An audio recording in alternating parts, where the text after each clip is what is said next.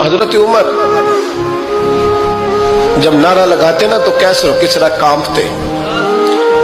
سفیر آتے روم کے ملنے کے لیے تو کہتے جاؤ عمر نفل پڑھ رہے ہیں، ٹائم کوئی نہیں. ایک دن اندر میٹنگ ہو رہی تھی، حضرت عمر میٹنگ میں بیٹھے تھے.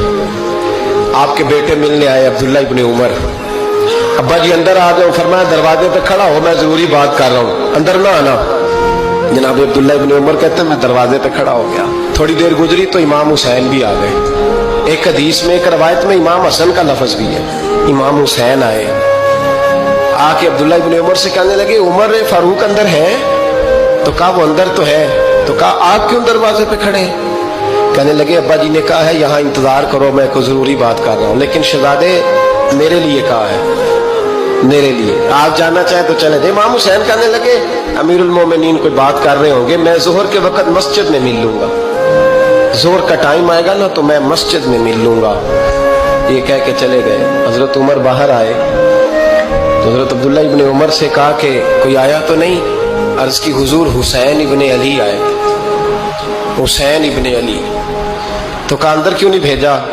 کہا میں نے کہا تھا بے شک چلے جائیں، لیکن وہ کہہ رہے تھے کہ میں ظہر کے وقت مسجد میں مل لوں گا. تو سیدنا عمر فاروق فرمانے لگے عبداللہ تجھے تیری مار ہوئے، حسین کو کیوں واپس بھیجا؟ پھر عمر دنیا داروں کے سامنے ڈٹنا، کھڑا ہونا عمر پہ ختم ہے، لیکن جو اندر کی بات ہے نا، روح کی، جو عقیدت کی بات ہے، جو وفا کا رشتہ ہے، اس کو کون سمجھے؟ یہ جو روح کی مجبوریاں ہیں، یہ جو وفا کی مجبوریاں ہیں، اسے لوگ کیا سمجھیں؟ انہیں کیا پتا کہ مرشد کے بیٹے کے پیر چومنے میں حسن کیا ہوتا ہے.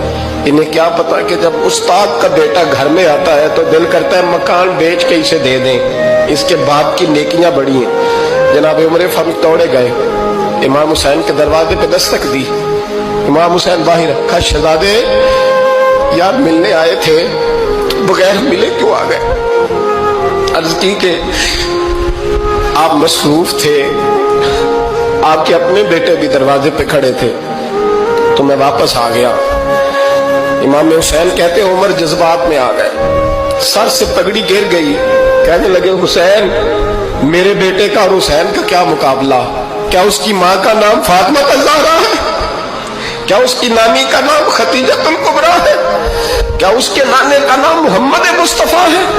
اور پھر سر سے پکڑی اتری تھی، اپنے بال زور سے پکڑ لیے. کہنے لگے حسین میں نا مکے میں اونٹ چرایا کرتا تھا اور ڈنڈوں سے مار کھاتا تھا اپنے باپ سے. یہ جو آج ساری دنیا میں عمر کے نعرے لگتے ہیں، یہ تیرے نانے کا صدقہ ہے. شہزادے میری وفا اور میری وفا میں جب تیرا دل کرے نا توڑ کے آ جایا کر. عمر تو ایک دن امام حسین نے آ کے نا جناب فاروق اعظم سے کہا، خطبہ دے رہے تھے بچوں کی طبیعت شروع میں، پتہ نہیں کیا بات آئی امام حسین کے دل میں. کہنے لگے عمر نیچے اترو، یہ میرے نانا کا ممبر ہے.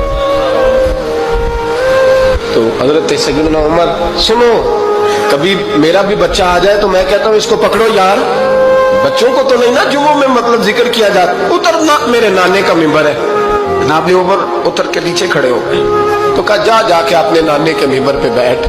تو حضرت عمر رو پڑے. کہنے لگے شہزادے میرے نانے کا ممبر ہی کوئی نہیں ہے ہی نہیں.